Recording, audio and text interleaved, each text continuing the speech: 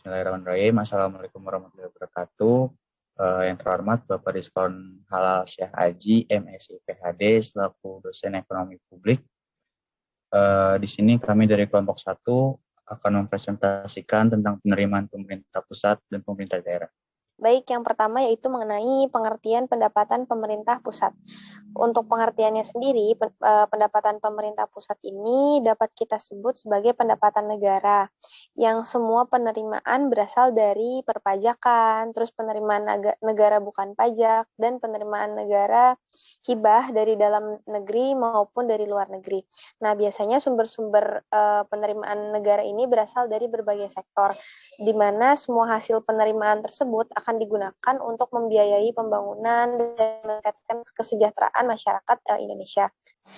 Selanjutnya yaitu mengenai pengertian pendapatan pemerintah daerah, di mana diartikan sebagai hak pemerintah daerah yang diakui sebagai penambah nilai kekayaan bersih, disebutkan dalam Undang-Undang Nomor 33 Tahun 2004 tentang perimbangan keuangan antara pemerintah pusat dan pemerintah daerah. Pendapatan daerah ini juga meliputi semua penerimaan uang melalui rekening kas umum daerah yang menambah ekuitas dana lancar, yang merupakan hak daerah dalam 1 tahun anggaran yang tidak perlu dibayar kembali oleh daerah. Ini disebut dalam PP nomor 58 tahun 2005 tentang pengelolaan keuangan. Selanjutnya ada sumber-sumber penerimaan negara. Sumber-sumber penerimaan negara ini terdiri dari 8. Yang pertama ada pajak, retribusi, keuntungan dan dari perusahaan negara, denda dan sita, sumbangan, hadiah dan hibah, pencetakan uang, pinjaman atau utang, dan undian negara.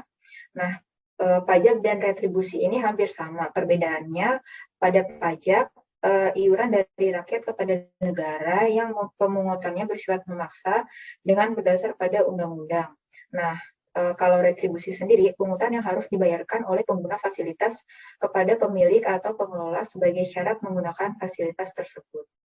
Selanjutnya ada penerimaan negara dalam struktur APBN.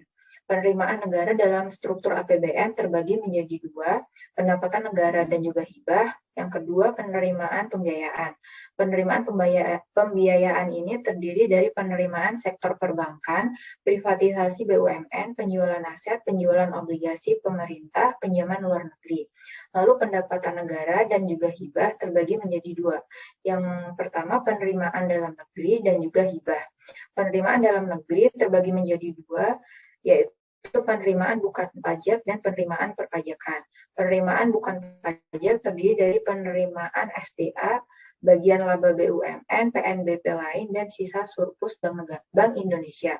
Lalu untuk penerimaan perpajakan terbagi menjadi 2, pajak dalam negeri dan pajak perdagangan luar negeri. Pajak dalam negeri terdiri dari pajak penghasilan, pajak pertambahan nilai, pajak bumi dan bangunan, biaya perolehan hak atas tanah dan bangunan, yang terakhir ada cukai.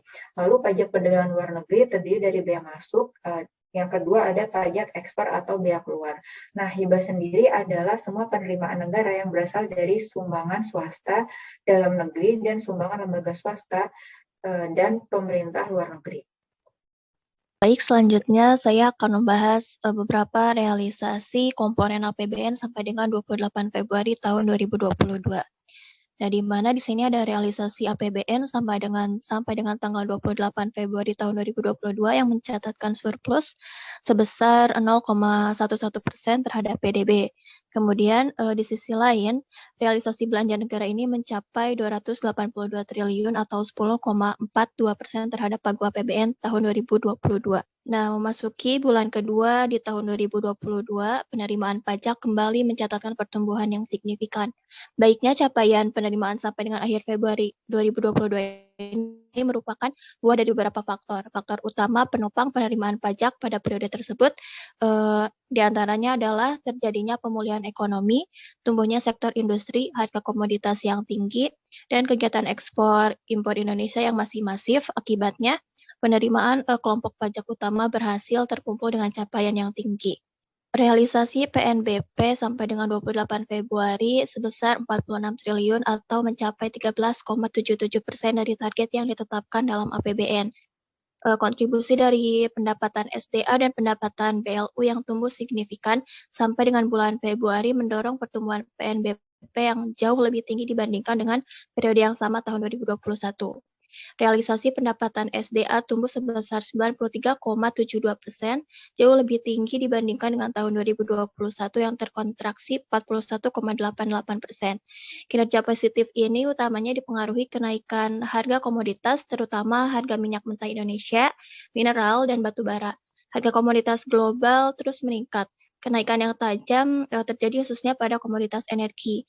Dampak konflik Rusia dengan Ukraina seiring terbatasnya pasokan dari negara penghasil menyebabkan harga batu bara mencapai rekor tertinggi sepanjang masa. Nah, demikian pula harga minyak mentah juga turut melesat akibat kekhawatiran gangguan pasokan minyak dari Rusia. Peran Rusia sebagai produsen minyak terbesar ketiga dan produsen gas alam terbesar kedua dunia dalam perekonomian internasional membuat ketidakpastian serius terhadap perekonomian global yang mengerek kenaikan harga minyak mentah. Oke, kita masuk ke sumber-sumber pendapatan daerah. Yang pertama ini ada pendapatan asli daerah, yaitu PAD, yang bisa berupa pajak daerah, retribusi daerah, bagian laba BUMD, lalu ada pendapatan yang dinilai sah oleh Undang-Undang Nomor 28 Tahun 2009 Ayat 1. Lalu yang kedua itu kita masuk ke dana perimbangan, yang ini terdiri dari bagian daerah, yang itu ada PBB dan juga BPHTB, yang mana PBB adalah pajak bumi dan bangunan, lalu sedangkan BPHTB adalah bea perolehan hak atas tanah dan bangunan. Lalu yang kedua itu ada bagian daerah dari pajak penghasilan wajib pajak, ini berupa untuk perseorangan atau pribadi. Lalu yang ketiga itu ada bagian daerah dari sumber daya alam. Ya, ini termuat dalam pasal 11 ayat 2 Undang-Undang Nomor 33 Tahun 2004 tentang dana bagi hasil yang berasal dari sumber daya alam, terdiri dari yang pertama itu ada kehutanan, yang kedua itu ada pertambangan umum, lalu ada perikanan, lalu ada penambangan minyak bumi, selanjutnya ada pertambangan gas bumi, yang terakhir ada pertambangan panas bumi. Yang keempat ada bagian daerah dari dana alokasi umum. Ya, ini dana alokasi umum menekan aspek pemerataan dan keadilan di mana formula dan penghitungannya ditentukan oleh perundang-undangan. Penggunaan dana alokasi umum ditetapkan oleh daerah. Penggunaan dana alokasi umum dan pemeriksaan umum lainnya dalam APBD harus tetap pada kerangka pencapaian tujuan pemberian otonomi kepala daerah, yaitu peningkatan pelayanan dan kesejahteraan masyarakat yang semakin baik, seperti pelayanan di bidang kesehatan dan juga pendidikan. Selanjutnya ada PDB dari DKI Jakarta per Mei 2022. Realisasi pendapatan daerah dalam anggaran pendapatan dan belanja daerah atau PDB pada triwulan 1 2022 tercatat mencapai 13,11%, lebih rendah dibandingkan periode yang sama beberapa tahun sebelumnya. Dibandingkan tahun sebelumnya, realisasi pendapatan yang lebih rendah pada periode laporan juga disebabkan oleh pendapatan asli daerah atau PAD dan pendapatan transfer yang tercatat masing-masing sebesar 13,34% dan 15,94%, lebih rendah dari periode sama tahun sebelumnya. Selanjutnya penerimaan daerah 2022 dari DKI Jakarta. Secara nominal, realisasi pendapatan daerah pada periode laporan tercatat sebesar 10,15 triliun atau terkontraksi sebesar 15,6%, berbalik arah dari triwulan yang sama sebelumnya yang tercatat tumbuh masing-masing sebesar 33,54 dan 14,84%. Kinerja PAD yang bersumber dari penerimaan pajak daerah yaitu mencapai 91% pada triwulan 1 2022. Pertumbuhan kinerja PAD yang terakselerasi pada periode laporan salah satunya bersumber dari realisasi pajak yang tumbuh sebesar 30,54%. Penerimaan pajak daerah yang tercatat sebesar 6,7 triliun memiliki pangsa sebesar 91% terhadap total PAD. Realisasi lain-lain PAD yang terkontraksi sebesar 56,98% pada triwulan laporan didorong oleh penurunan realisasi pendapatan Badan Layanan Umum Daerah atau BLUD.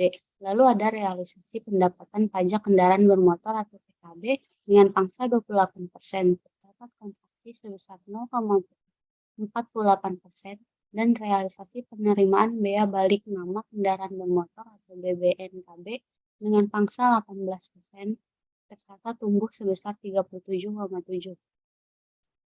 Sekian presentasi dari kelompok 1. Apabila ada kekurangan mohon dimaafkan. Kurang lebihnya mohon maaf. Wabillahi taufiq wal hidayah. Wassalamualaikum warahmatullahi wabarakatuh.